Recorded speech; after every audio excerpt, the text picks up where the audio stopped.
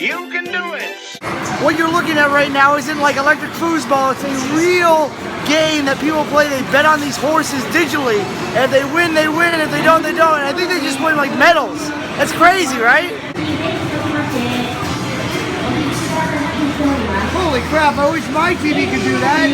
They just went from 2 to 4. Hello, all you wonderful people. Omek? Is that you? I'm in Umeda right now, but I'm actually heading out of Osaka for a little while to go out to Kanto to go see some Tokyo and things around Tokyo. So come on, I'm gonna go head on a bus and just go sleep on a bus for a day. God, this is terrible. It's always terrible, but it's worth it because it's really cheap. Just at the hectic bus station here, ready to leave. This is the bulletin board that tells you where and when your bus leaves, but it's all in Japanese, so I hope you know kanji. Because you can't leave the station unless you know where you're going, right? But the most stressful part about traveling on buses is actually being at the bus station, because there's just a lot of people screaming. It's confusing and loud.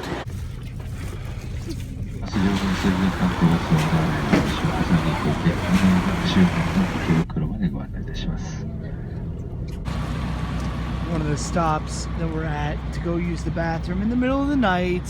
I think we've been rolling for about 2 hours, and I think I've slept about 2 minutes in that time. I seriously have no idea where the heck I am. Oh, in Nagoya. Couple of tips if you want to try to sleep on one of these night buses that I'm on right now. Make sure you bring a pair of those things that go over your eyes so you can sleep easier. Because I forgot to do that, and if I had one of those right now, I think I'd be sleeping a lot better.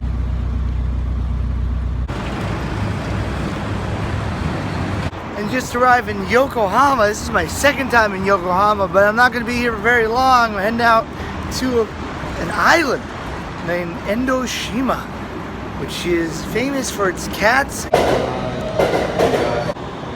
Whoa, I've never seen a train that looks something like this. Guys, you've heard of a mono? Oh, here's the monorail. It really comes from the top instead of the bottom, which is really cool.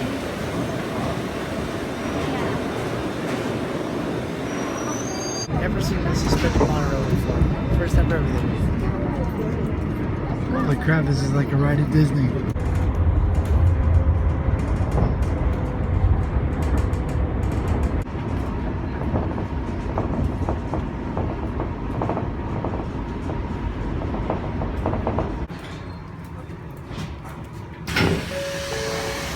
Well, that was an experience.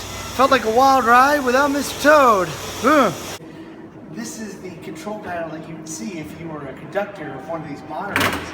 It's really old school, like this is supposed to come off, but one of the most interesting things to me is this right here. This is where the watch is supposed to go, because you're always supposed to be on time in Japan. You're also responsible for bringing your watch, so if you don't bring your watch, you're late. And if you're late to the train, you're late for life. Pain, pestilence, life will come at you really, really hard. Huh. Notice that there's a dragon here. I will get back to that in a minute. Oh man, after all that traveling, there it is. This is also known as Cat Island. Enoshima Island is also one of the cat islands in Japan. There's like about 12.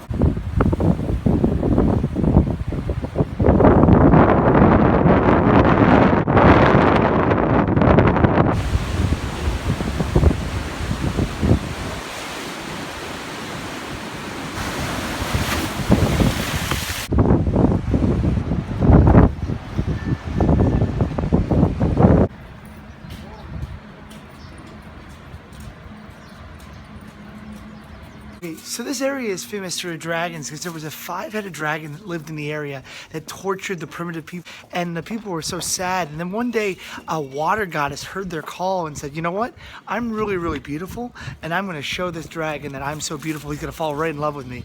She showed herself. The dragon saw her and instantly he fell in love with her. And the dragon was like, oh, I want you to be mine. And the woman said, well, you got to stop torturing these people. So the dragon said, okay. And then he changed his way and became a good dragon. And that's the story of why the dragon is so popular here at this island.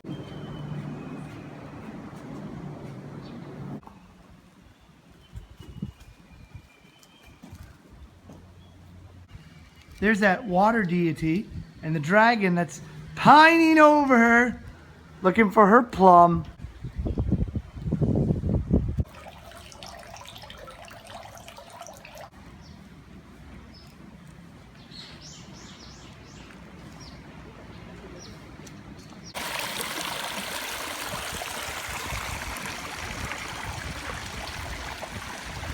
For this island to be a famous cat island, I'm noticing a surprising lack of cats. But there are a lot of dragons, so that's a plus. This is an island of beauty. Look at this turtle pond with these huge turtles just chillaxing, acting all cool, trying to get up on that rock and not looking like a fool.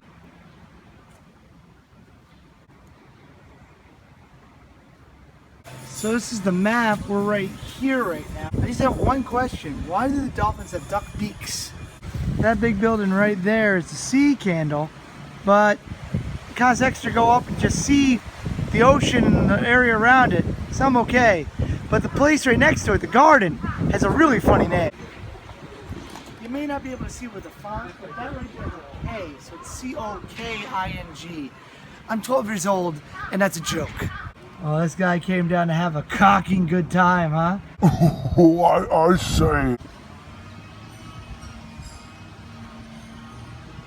Usually these guys can be seen in front of Buddhist temples, but usually they're like stationed off. So this is a up close look at what these guys look at the front of the temples of Buddhism. For such a peaceful culture, they got such angry people guarding their gates. I guess you want to scare away your enemies with peace and a big red cat.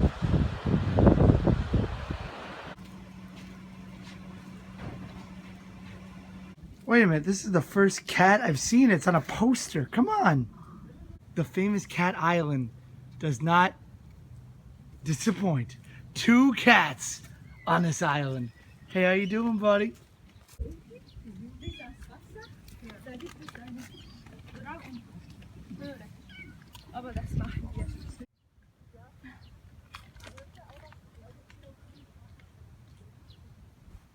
This turtle looks like he's saying, "It's dangerous to go alone. Please take this." And he just spits at you. Disappointing every Zelda fan everywhere.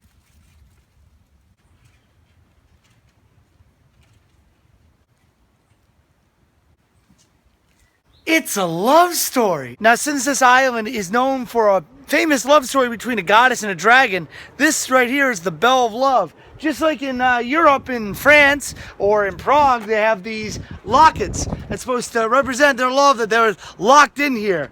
Of course, in France, it almost took down the bridge, but they stopped doing that. But this is the Bell of Love. In honor of this place and everything that's here, might as well ring the bell at least once. So here's to love between the goddess and the dragon. That's a louder bell than I thought. I think they can hear that at sea. Holy crap, like that hurt my sinuses. So he was an evil guy, but then he saw a girl and it got better.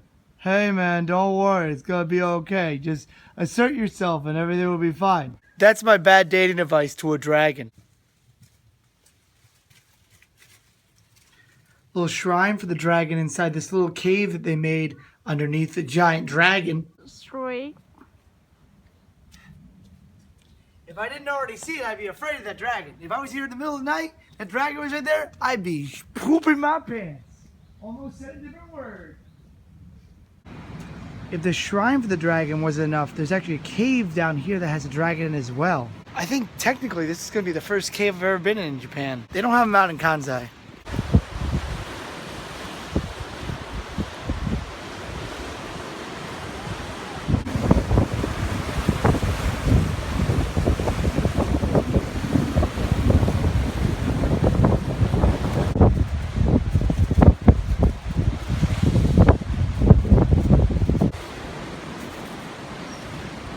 Sometimes you just gotta take it all in. And right now, I'm just soaking it. It's cool.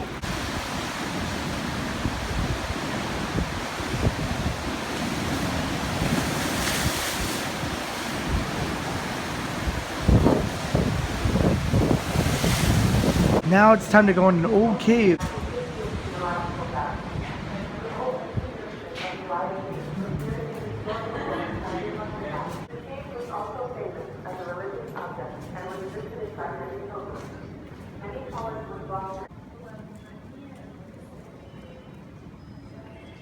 So there's cave 2 and cave 1. The route says go this way, so cave 1 first.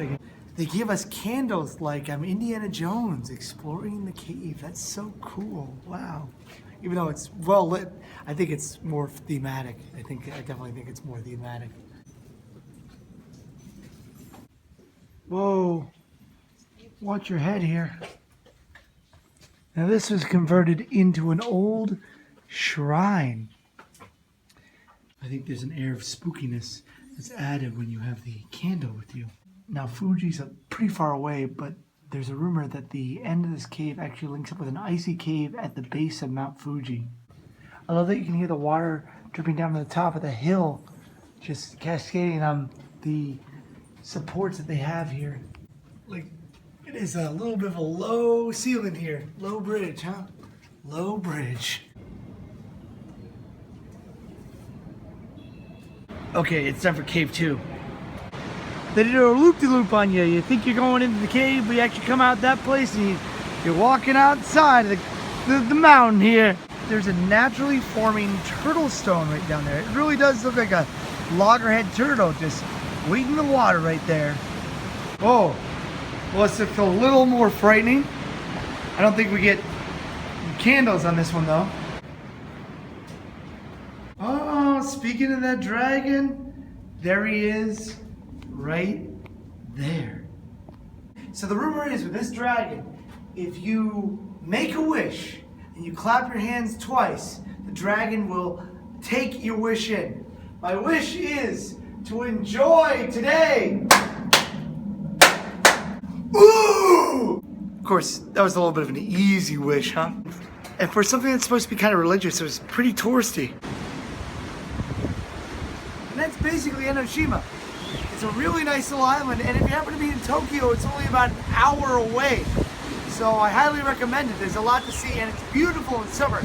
I've been told. Of course, I came on the rainiest, windiest day ever, but that's life. What are you gonna do? Now right here, I'd say my closing line, but there's a heck of a lot of things to do here in this area. So let's go see more, shall we?